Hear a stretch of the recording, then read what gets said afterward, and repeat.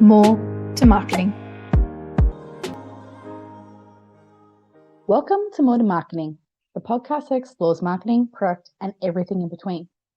I'm your host today, Susan Walsh, and we're talking about two things that I absolutely love and I can actually mesh together. That is ancient history and marketing. Marketing has been around since the ancient times in all different forms, from products, advertising, and brand building for businesses. Think about it. How did you know where to go to pick up food? What was your local equivalent to a pub? Where do you worship? Another way to think about it is you have a product. Say I want to sell apples. I need to ensure the apples are of good quality. I know where to sell them. People know how to find me. I'm pricing it well for people to want to buy or trade or barter with me.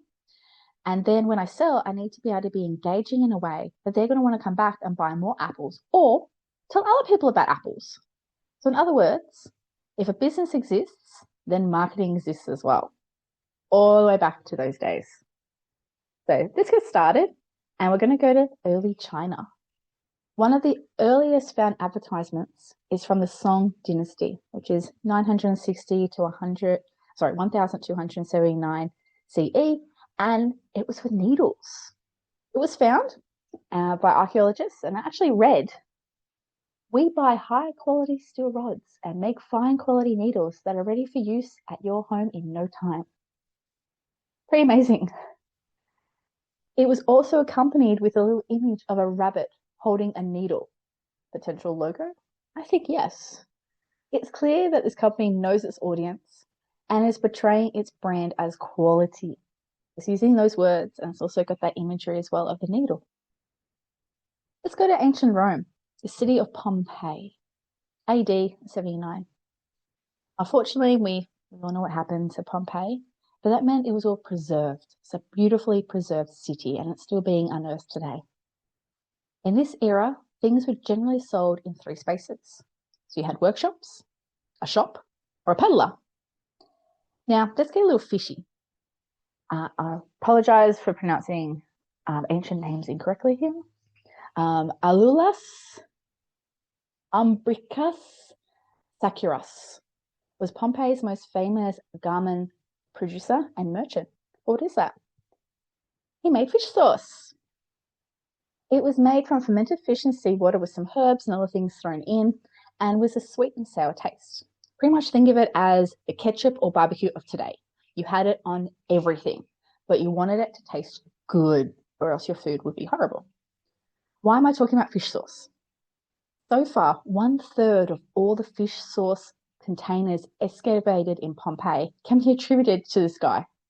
Not by testing the insides of the jar, but due to the branding on the container itself. Inscriptions were his branding and labels that said what they were. So things like the best liquid man and product of Saccharos.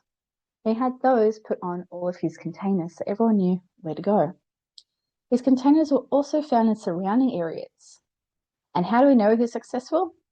He had an awesome, elegant home with mosaics, and according to archaeologists, it was a very high-end home indeed. And you wouldn't get that if you hadn't been successful in your business. By having his branding on his containers, everyone knew where to go when it was getting low and to replace them, and also to ensure the same quality was always being maintained. Around the same area, let's head to a wine district in Mount Vesuvius.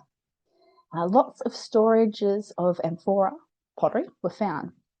However, excavations have shown that different regions of wine had different labels attached. But why is that important? It shows that people wanted to know where their wine came from because it would have distinct different tastes. Even more interesting is that some of the cups found in the region had inscriptions. And these aren't ordinary cups. These were actually cups from the wine makers. They were not just selling wine, they were selling tableware. Some of them read, "Do not accept callous born of cheap, dirty dust, but rather the smooth shapings of Sarratine potter's wheel." Are you drinking Sarratine's wine? Don't take up cups of malted agate or gold one. These wines will provide you with the only callous. It's clear this company was both making wine and the drinkware, and they were cross-selling their products because you could buy the cups when you were buying the wine. Possibly. Was it good? Was it a GWP? Who knows? There's definitely interesting finds that are coming up being unearthed. What about attracting customers? Well, in ancient times, there was many ways, and we have a really neat example of in China, which is relevant today. In China, artwork shows candy makers played a bamboo flute to attract people to their little peddling stands. Fast forward to today, and that technique is still being used. Ice cream trucks. They're still peddling songs to get people to come up to them. Also, like today's peddlers, they shout about their products and come to your door. So that hasn't changed in all these years. Outdoor advertising was also common in ancient Egypt, Greece, and Rome. Paintings and carvings could be used on prominent surfaces, like, say, the side of buildings or large rocks along the path with high traffic areas. Equivalent to our big billboards we have today, or those posters that people plaster on the side of walls, or even signages for stores. It's understandable that not everyone was literate, so a lot of them are image-based signs that were common that depict the primary service or product that was being produced or done in that location. These would then be hung outside doors or near the location. But picture these ones. Mortar and pestle. Those symbols are for pharmacy. Hammer, anvil, or tongs. They're your blacksmith. The rod, that medical rod one, that is medical professions. Diamond, for jewelers, sellers, and makers.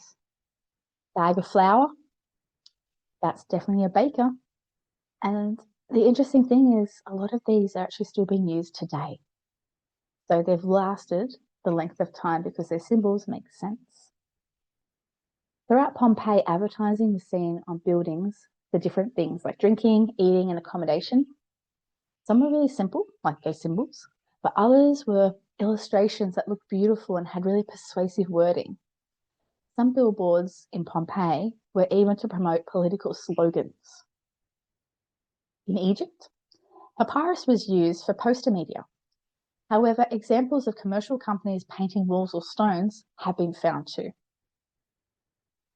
One that really stuck with me and interestingly is true, endorsement deals also existed back in ancient times.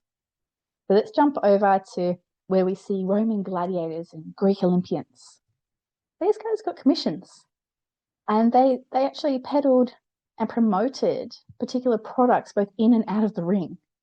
This fact was actually used in a cut piece of script from the 2000 film Gladiator that had Russell Crowe. The protagonist, Maximus, endorses a particular olive oil if you actually get to look at the script. But it was cut from the movie because it was deemed that modern audiences wouldn't believe it. It is a very interesting fact. So, what is the so what to all of this? What does it have to do with marketing today? It isn't every day you can do your own podcast and two things you love at once, ancient history and marketing. But if there's something to take out of this, modern marketing still bases a lot of its basics on the fundamentals of the products or services meeting the customer needs and market where they'll be best responsive to. Imagery being the common language to break barriers and enable potential sales. Maybe we need to stop being so very clever and elaborative in everything we make and bring some simplicity messages back to life to cut through the clutter. Don't forget to add more to marketing to your playlist so you don't miss out on more future fabulous guests and other interesting topics. More to marketing.